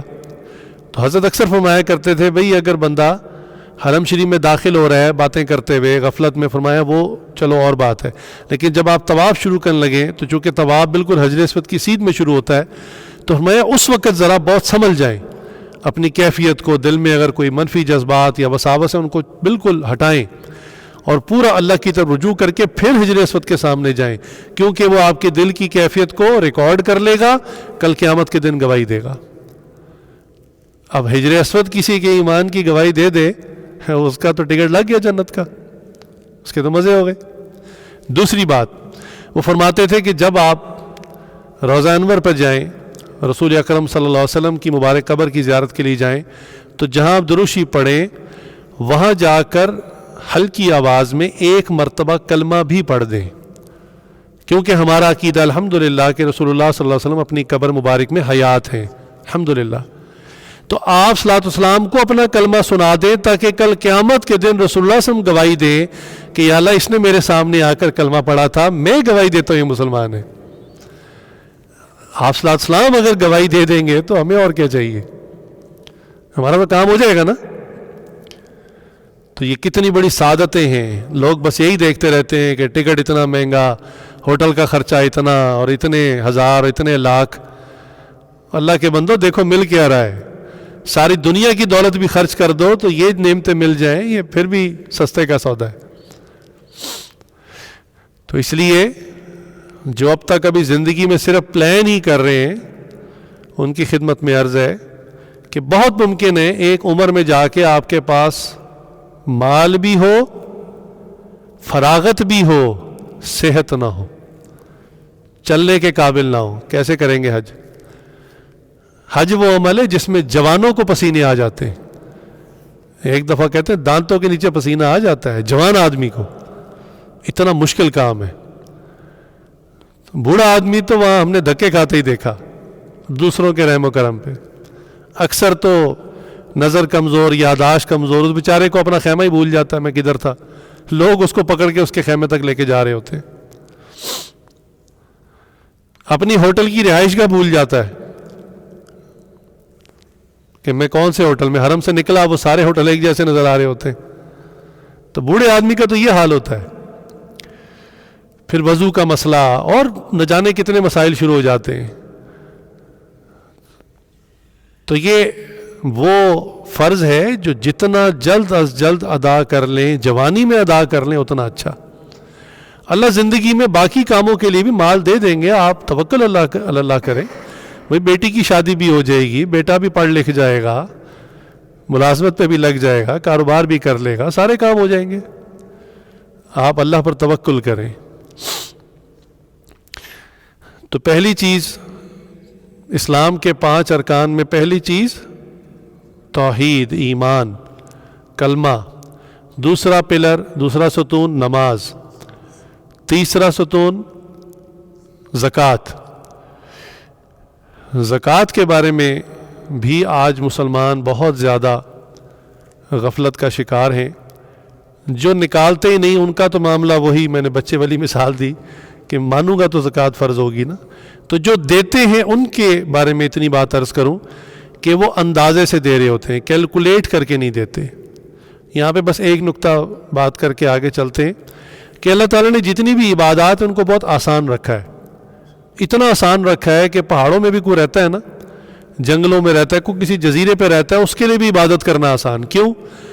دن کی 5 نمازیں اللہ نے ہاتھ میں 5 انگلیاں لگا لی، موٹا موٹا وہ گن سکتا ہے، فجر، ظہر، عصر، مغرب، عشاء۔ سال بعد 30 روزے تھے تو اللہ نے انگلیوں میں 30 خانے بنا دیے، اپنے خانوں کو گن لے، 15 ساتھ میں 15 ساتھ میں، تو 30 روزے پورے کر سکتا ہے۔ اتنا سمپل سادہ۔ لیکن زکوٰۃ کے مسئلے میں اللہ نے اس کو فریکشن میں کر دیا، 40واں حصہ یعنی 2.5%، 2.5۔ آپ میں سے کئی اسٹوڈنٹ بیٹھے ہیں، آپ کو پتہ ہے کہ آپ کو کوئی بھی سوال دے دیا جائے نا میتھمیٹکس کا، تو اگر وہ فریکشن میں ہو نا تو دیکھتے ہی جان نکل جاتی ہے کہ اشاریوں میں آ گیا، اب اس کو حل کیسے کریں گے۔ تو کئی طلبہ کی بڑی جان جاتی ہے فریکشن والا کویشچن دیکھ کے. سیدھا سیدھا ہو نا, جتنی مرضی بڑی رقم ہو آرام سے کر لیتے ہیں. اشاریوں میں چلا جائے تو سر پہ ہاتھ مارتے ہیں کہ یہ کیا ہو گیا. تو اللہ نے اتنا مشکل کام کیوں کیا زکوٰۃ میں؟ 2.5 کیوں فرض کی؟ اللہ چاہتے 2% فرض کر دیتے یا 3% کر دیتے, آسان نہیں ہو جاتا مسئلہ؟ سب کے لیے آسانی ہو جاتی. لیکن اللہ کو پتہ تھا کہ یہ فرض اس پہ ہونی ہے جو ماشاءاللہ نوٹ کا اور پیسوں کا حساب کرنے والا آدمی, ایک ایک پائی پائی کا حساب کرنے والا ہے, اس کو پتہ ہے. اور دوسرا اس میں اشارہ یہ تھا کہ موٹی موٹی اندازے سے زکوٰۃ ادا نہیں ہوتی کہ 2% دے دو یا 3% دے دو. یہ پورا 2.5 فریکشن میں جا کر تفصیلات میں گھس کر کیلکولیٹ کر کے پھر ادا ہوگی. یہ موٹے موٹے اندازوں سے نہیں ادا ہو جائے گی. اب زکوٰۃ بھی جو صاحب مال ہوگا گھر کا آدمی اسی پر ہوگی. یعنی حالت تو یہ ہے کہ بعض کا سارے گھر والے مل کر اکٹھی ایک ہی زکوٰۃ ادا کر دیتے ہیں کہ سب کی طرف سے ہو گئی. وہی غلطی جو قربانی میں کرتے ہیں کہ گھر کے 4 افراد صاحب نصاب ہیں, 4 پر قربانی آتی ہے, لیکن ایک بڑا سارا بکرا لا کے کہتے ہیں سب کی طرف سے ہو گیا. اچھا, یہ جو سب کی طرف سے ہو گیا, علماء فرماتے ہیں وہ کسی کی طرف سے نہیں ہوا. اس کی وجہ ہے کہ وہ ایک نیت کا متحمل تھا, آپ نے کسی ایک کی بھی نیت نہیں کی.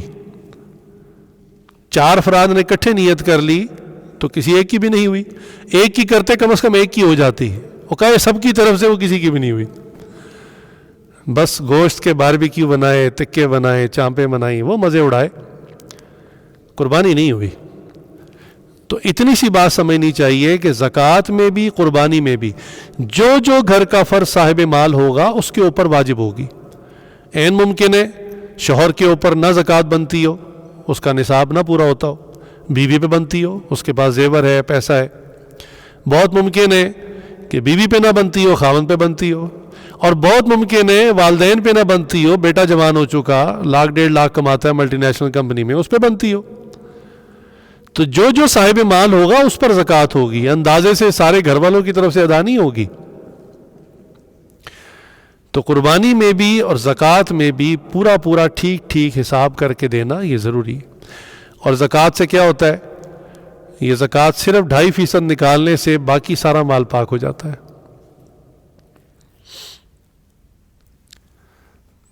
آپ گندم جب لیتے ہیں تو کیا خیال ہے؟ وہ ساری کی ساری گندم چھلکوں سمیت, تنکوں سمیت پیس کے روٹی بنا کے کھا جاتے ہیں.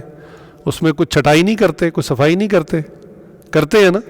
تو کرنے کے بعد کیا کہتے ہیں؟ باقی گندم صاف ہو گئی, تو گند نکل گیا بیچ میں سے. گھروں میں عورتیں چاول پکاتی ہیں, کیا کرتی ہیں؟ اس میں سے پتھر, کنکر, تنکے, کیڑے چن کے علیحدہ کر کے اس کو پانی میں دھو لیتی ہیں, تو کہتی ہیں چاول صاف ہو گئے. تو ہر چیز میں سے کوئی نہ کوئی میل کچیل علیحدہ کی جاتی ہے.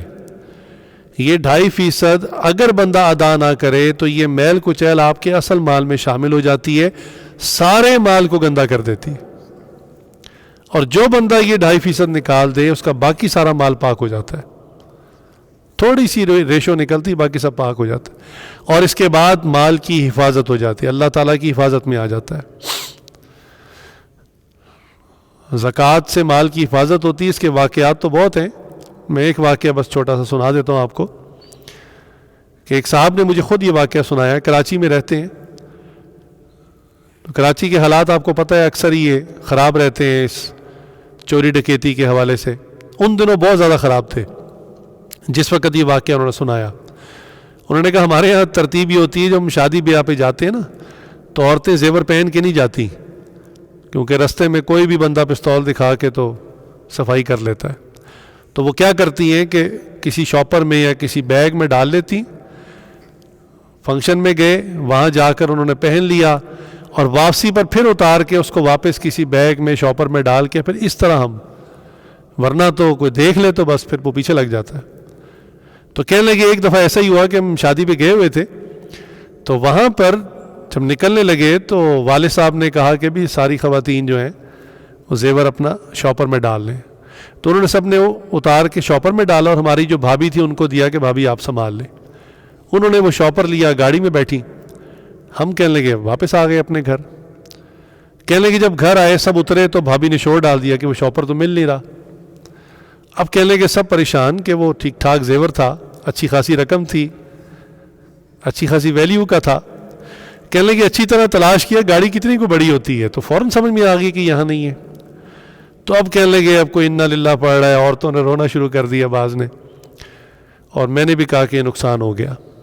تو کہتے میرے والد صاحب بالکل خاموش تھے، بڑے اعتماد کے ساتھ بیٹھے. میں کہ بیٹا واپس چلو، جس راستے سے ہم آئے نا ڈرائیو، یہ بات. تو کہنے لگے میں نے کہا ابا جی یہاں کراچی کے حالات ایسے ہیں، یہاں تو ویسے کوئی نہیں چھوڑتا، اگر شاپر کہیں گرا ہوا ہے تو وہ کس نے چھوڑا ہوگا. تو والد صاحب کہتے نہیں بیٹا شاباش واپس چلیں. کہنے لگے میں اب کہہ رہا ہوں کہ ابا جی بس ٹھیک ہے نقصان ہو گیا، اب اس کو مان لیں، ہونا تھا ہو گیا، اب جو تھا. وہ پھر کہتے نہیں بیٹا واپس چلے. کہنے لگے جب 2-3 دفعہ انہوں نے اصرار کیا تو میں نے کہا چلو ملنا تو ہے نہیں، لیکن چلو ابا جی کی اطاعت میں چلتا ہوں. تو کہنے لگے ہم واپس گاڑی میں بیٹھے اور میں اسی روٹ سے گاڑی چلاتا ہوا واپس اسی شادی والے گھر پہنچ گئے. تو کہنے لگے جب وہاں پہنچے تو وہاں دیکھا کہ مجمع لگا ہوا ہے، لوگ اکٹھے ہیں دائرے میں. تو کہنے لگے میں آگے بڑھا کہ خیریت تو کیا ہو گیا. تو کہنے لگے جب میں لوگوں کو ہٹا کے پہنچا تو درمیان میں وہی شاپر پڑا تھا، اور لوگ ڈر کے مارے قریب نہیں ہو رہے تھے. کوئی کہتا تھا اس میں بم ہے، کوئی کہتا تھا اس میں پتہ نہیں دہشت گردی کا کوئی مواد ہے. اللہ نے ایسی حفاظت کی کہ کوئی شاپر کے قریب نہیں جا رہا تھا. کہنے لگے میں نے الحمدللہ شکر ادا کیا، وہ شاپر اٹھایا اور گاڑی میں آ کے بیٹھ گیا. اب میں نے ابو سے پوچھا کہ ابو آخر کیا وجہ، آپ اتنے کانفیڈنٹ کیوں تھے؟ میں نے تو کہا نقصان ہو گیا، اب تو کوئی چانس ہی نہیں ہے ملنے کا. تو والد صاحب نے اس کو مسکرا کے کہا الحمدللہ میں ہر سال بڑے اہتمام کے ساتھ خواتین کے تمام زیور کی زکوٰۃ نکلواتا ہوں، اس لیے مجھے یقین تھا کہ یہ نقصان نہیں ہو سکتا. ہم نے زکوٰۃ ادا کی ہوئی ہے. آج لوگ 2.5% بچاتے ہیں اور پھر مکمل نقصان کروا لیتے ہیں. اللہ اکبر. چلیں ایک اور بات یاد آ گئی، وہ بھی سنا دیتا ہوں. ہماری جہاں رہائش ہے، ہمارے بالکل قریب میں پڑوس میں ایک فیملی آ کے رہنا شروع ہوئی، اور چند ہی سالوں میں، نہیں 5-6 سال، زیادہ عرصہ نہیں ہوا، پتہ چلا ان کے گھر کوئی ڈکیتی ہوئی تھی، اور اس کے بعد وہ جلد ہی وہ گھر بیچ کر کہیں چلے گئے. آپ پتہ ہے ڈیفینس میں لوگ زیادہ انٹرفیئرنس نہیں کرتے ایک دوسرے کے ساتھ، بہت زیادہ ہر آدمی ملنا جلنا پسند نہیں کرتا، لیکن تھوڑے سے احوال پتہ ہوتے ہیں. تو خیر پتہ چلا کہ شفٹ ہو گئے، کہیں چلے گئے. تو ایک دفعہ یہ عاجز حضرت جی ڈاکٹر صاحب اپنے شیخ کے ساتھ، حضرت ڈاکٹر صاحب دامت برکاتہم عالیہ کے ساتھ کہیں جا رہا تھا. ہم کسی کام سے جا رہے تھے اور ہمیں عجلت بھی تھی. تو راستے میں کیولری گراؤنڈ کی مسجد خالد ہے، وہ آئی. تو ہم نے عصر کی نماز کا وقت تھا، ہم نے کہا یہ نماز پڑھ لیتے، نماز پڑھ کے پھر آگے چلے جائیں گے. تو ہم نے وہاں پر نماز پڑھی. تو فرض پڑھنے کے بعد میں نے دیکھا حضرت بڑی تیزی سے باہر کی طرف جا رہے ہیں. تو میں بھی حضرت کے ساتھ ہو گیا. حضرت نے کہا جلدی نکلو، وہ ایک صاحب ہیں، وہ انہوں نے مجھے دیکھ لیا، اور وہ اگر انہوں نے مجھے دیکھ لیا تو وہ پھر میرا نا اچھا خاصا وقت لے جائیں گے. تو حضرت ان کو اوائڈ کرنا چاہتے کیونکہ ہم نے کہیں پہنچنا تھا. تو اللہ کی شان وہ صاحب بھی اس طرح سے نکلے کہ وہ حضرت کے پیچھے، وہ سمجھ گئے کہ یہاں سے جاؤں گا تو نہیں پکڑ پاؤں گا، وہ دوسری رخ سے نا وہ جوتیوں والی جگہ پر پہلے پہنچ گئے. اب حضرت جب جوتیاں اٹھا کے دیکھا وہ سامنے کھڑے ہیں. اب تو آمنا سامنا ہو گیا، کچھ نہیں ہو سکتا. حضرت کیا حال ہے، خیریت سے ہیں، صحت اچھی ہے؟ تو میں نے فوراً پہچان لیا کہ یہ تو وہی صاحب ہیں جو ہمارے یہاں ڈیفینس میں انہوں نے مکان لیا تھا، کچھ سال رہے تھے، پھر چھوڑ کے چلے گئے. تو انہوں نے کہا کہ حضرت میں نے آپ سے کچھ ضروری بات کرنی ہے. تو حضرت تو سمجھتے تھے کہ انہوں نے وقت لینا ہے. بعد حضرت نے کہا ٹھیک ہے فرمائیں.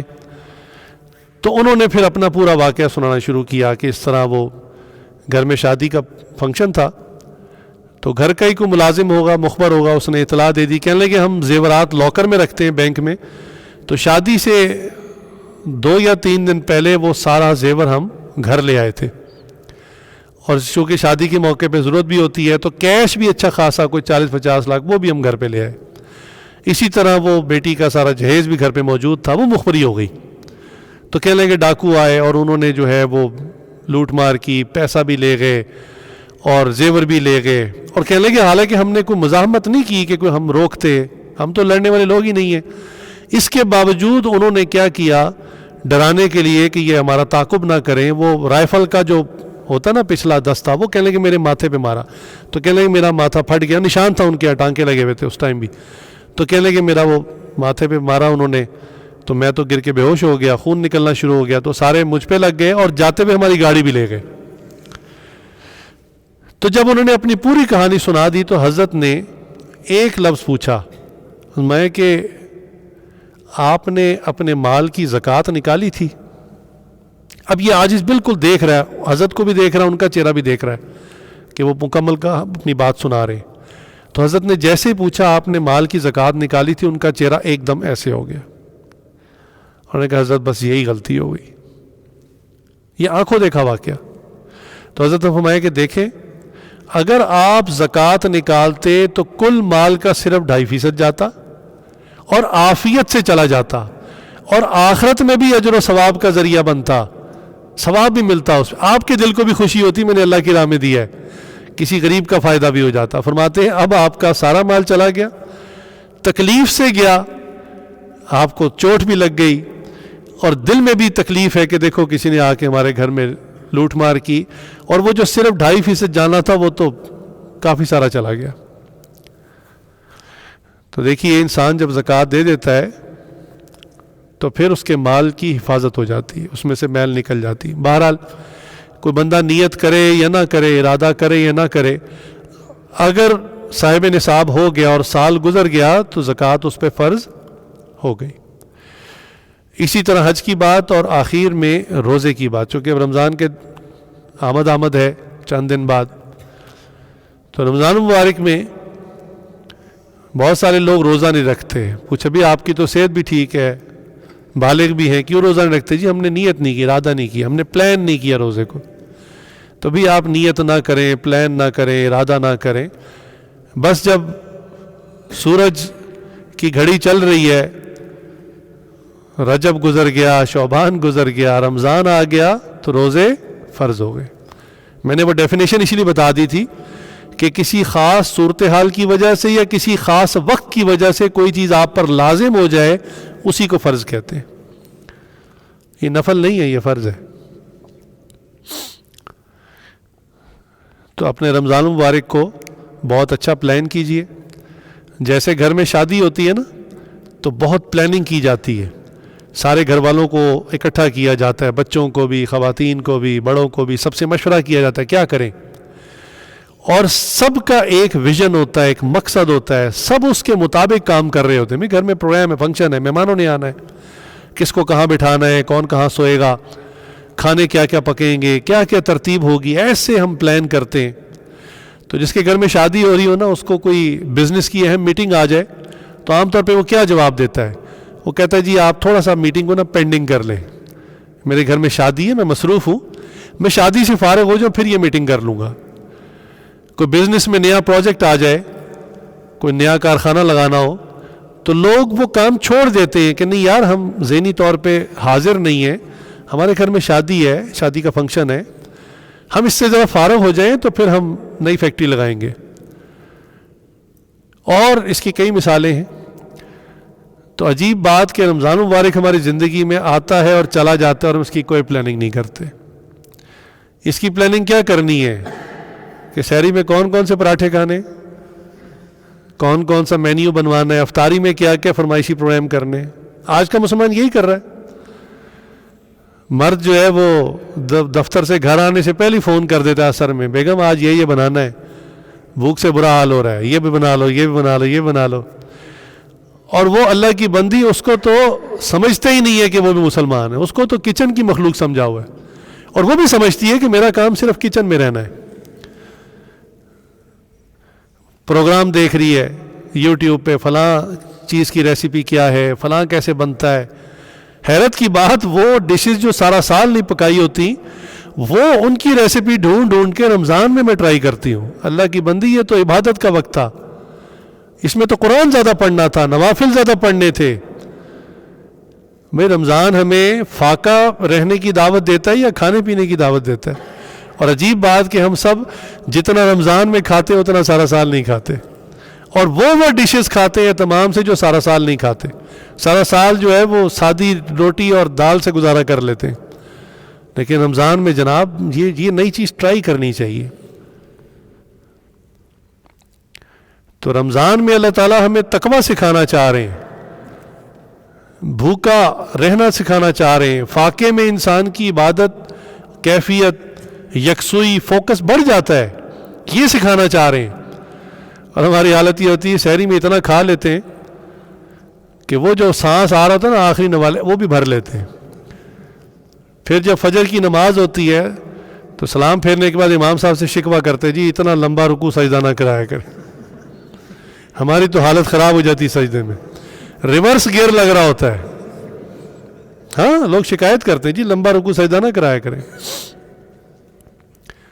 اور افطاری کے بعد تو اکثر کی مغرب کی جماعت رہ جاتی ہے کیونکہ وہ مقابلہ سموسے پکوڑوں سے کر رہے ہوتے ہیں اس ٹائم. بیسن تو جیسے لگتا ہے قرآن میں نازل ہوا تھا, اتنا بیسن ہم کھاتے رمضان میں, سارا سال نہیں کھاتے. اللہ کی شان, پتہ نہیں یہ روایات کہاں سے نازل ہوئی مسلمانوں پہ. ایسی دوستی ہو جاتی بیسن سے, سارا پورا رمضان اہتمام سے.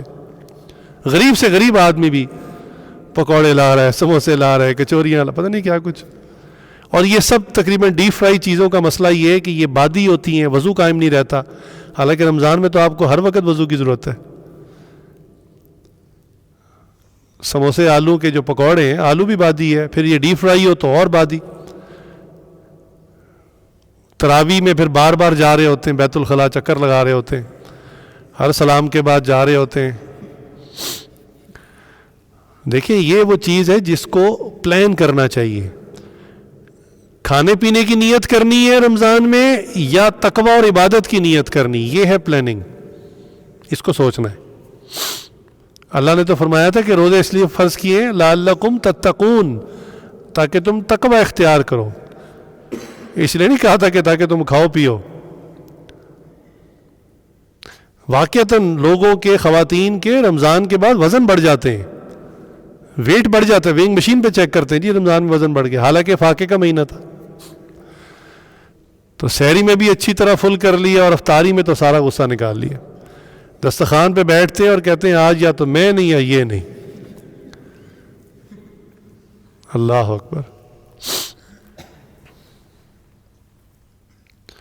وہ ایک رمضان میں کسی شرارتی نے کوئی تصویر بھی شیئر کی سوشل میڈیا پہ کہ ایک صاحب جن کا بڑا سا پیٹ تھا تو دسترخوان پہ تباہی مچی ہوئی اور ایک طرف پڑے ہوئے آنکھیں, تو نیچے لکھا ہوا ہے شہید افطار.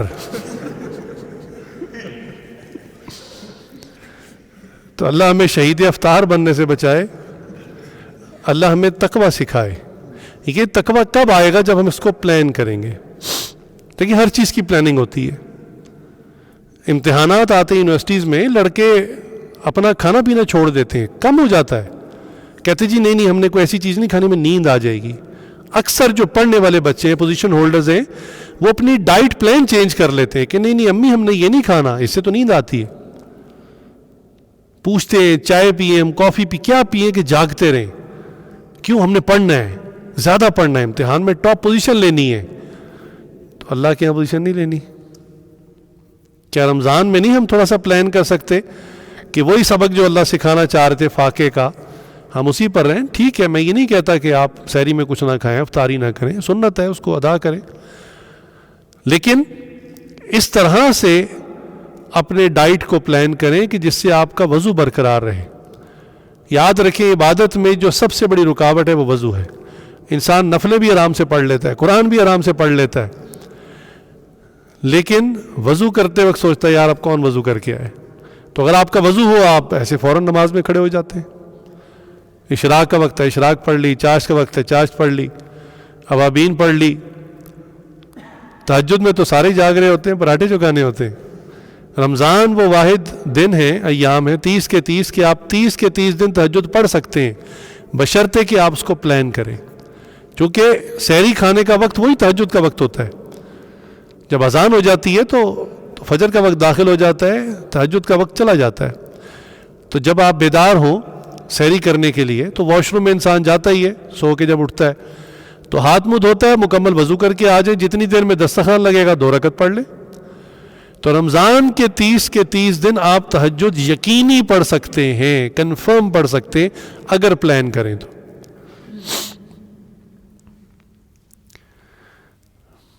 تو بہرحال اپنے مضمون کو کلوز کرتا ہوں کہ یہ 5 ستون ہیں، یہ بیسکس آف اسلام ہیں، یہ بنیاد ہے.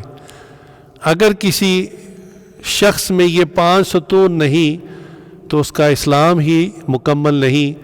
اب وہ لمبی لمبی تسبیحاں پڑھتا رہے، لمبے لمبے چلے کاٹتا رہے، اچھے اچھے خواب سناتا رہے، اللہ کی بارگاہ میں اس کا کوئی مقام نہیں ہے.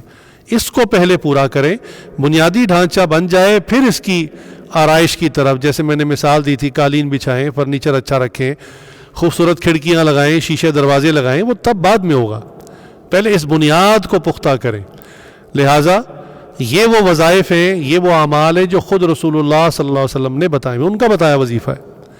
اس لیے ہم اللہ تعالیٰ سے دعا کرتے ہیں اللہ تعالیٰ ہم سب کو کامل ایمان عطا فرمائے، نماز سے محبت عطا فرمائے، عشق والی نماز پڑھنے کی توفیق عطا فرمائے. لگے باندھے کی نمازیں تو ہم آج تک پڑھتے ہی آئے ہیں. اب کوئی ایسا سجدہ بھی ہو کہ ہم ایسے شوق سے کریں کہ سجدے میں جائیں تو سر اٹھانے کو جی نہ کرے، رکعت میں تلاوت کرنا شروع کریں تو تلاوت ختم کرنے کو جی نہ کرے. اللہ اکبر. اور اسی طرح جو زکوٰۃ آج تک ادا نہیں کی، اللہ تعالی ہمیں توفیق دے کہ ہم اس کو ادا کریں. اور حج جس پر فرض ہو چکا، اب تک نہیں کیا تھا، اب اس کو پلان کرے، اللہ سے مانگتا رہے. اس وقت تو اب جانا مشکل ہے، ناممکن نہیں ہے، یاد رکھیں ناممکن نہیں ہے، آخر جانے والے جا ہی رہے. تو اللہ سے مانگتا رہے، اللہ آسانی والا موقع دے تو فوراً حج کرے. اور اسی طرح رمضان مبارک چند دنوں کی دوری پر ہے، اس رمضان کو پلان کرے. پلاننگ میں اتنی بات ذہن میں رکھیں کہ آپ پہلے طے کریں میں نے اس رمضان میں کتنے قرآن کریم تلاوت کے انداز سے پورے کرنے.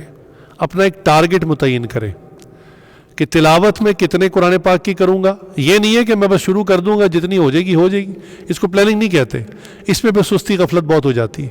آپ پہلے نیت کریں میں اس رمضان میں 10 قرآن ختم کروں گا، میں 20 ختم کروں. ہمت والے یعنی غیر حافظ کی بات کروں، حافظ تو بہت کر لیتا ہے، تو غیر حافظ بھی بعض کا 30 قرآن مکمل کر لیتے. ہمت کرنے والے یہاں تک صبح سے شام پڑھتے رہتے. امام اعظم حنیفہ رحمۃ اللہ کے بارے میں آتا ہے کہ ہر رمضان میں 63 قرآن ختم کرتے تھے. تو پلان کرے کہ میں نے قرآن کتنا، میرا کیا ٹارگٹ ہے. جب عید آئے گی تو میرا ٹارگٹ کہاں پورا ہوگا. جو ٹارگٹ بنائے اس کو روزانہ ہر روز پہ تقسیم کریں کہ اتنے سپارے میں پڑھوں گا تو ٹارگٹ 30 دنوں میں پورا ہوگا. اسی طرح کوئی تھوڑا سا ترجمہ تفسیر پڑھنے کا پلان کر لیں. چلو 1 سپارے کا ہی کہ رمضان میں نے 1 سپارہ ترجمہ تفسیر سے پڑھنا ہے، دیکھ کے پڑھ لیں. زندگی میں کئی رمضان آئے، اس طرح اگر 30 رمضان آپ نے گزار لیے تو 30 پاروں کی آپ ترجمہ تفسیر پڑھ لیں گے. اللہ نے کیا نازل کیا، کم از کم ایک دفعہ تو پڑھ لینا سمجھ کے. اسی طرح نفلوں کا ٹارگٹ بنائیں. اور عام دن اور رمضان کے دن فرق ہوتے ہیں. عام دنوں میں جو نفل پڑھتے ہیں وہ تو آپ پڑھتے رہیں، رمضان میں اضافی کی نیت کریں، ٹارگٹ بنائیں کتنے پڑھنے میں نے. اسی طرح ذکر مراقبے کی تسبیحات کا ٹارگٹ بنائیں کہ میں نے اتنا دروشی پڑھنا ہے رمضان میں، اتنا اللہ اللہ کرنا ہے، اتنا کلمہ پڑھنا ہے، اتنا آیت کریمہ پڑھنا ہے، اتنا فلاں پڑھنا ہے. ٹارگٹ بنائیں اس کا. مراقبے کا ٹارگٹ بنائیں کہ اتنا مراقبہ تو ہم عام دنوں میں کرتے ہیں، اتنا میں نے رمضان میں کرنا ہے. تو جب انسان کسی چیز کو اپنا ٹارگٹ ہدف بنا لیتا ہے، جیسے میں نے وہ شادی والے گھر کی مثال دی تھی، تو وہ سب کا فوکس اس کام پر ہوتا ہے. اسی طرح انسان ٹارگٹ بنا کر رمضان کا پورا پلان ریٹن بنا لے، تحریری بنا کے اپنے الماری کے سامنے لگائے اور روز اس کو چیک کریں میرا کتنا ٹارگٹ پورا ہوا. اس طرح انشاءاللہ جب آپ ہدف بنائیں گے، چلو 100% نہ صحیح، 70%، 60%، 90% کچھ تو حاصل ہوگا نا. تو انشاءاللہ اس کی بھی ارادہ کریں. اللہ تعالیٰ سے دعا ہے اللہ تعالیٰ ہم سب کو عمل کی توفیق عطا فرمائے. وآخر دعوانا الحمدللہ رب العالمین.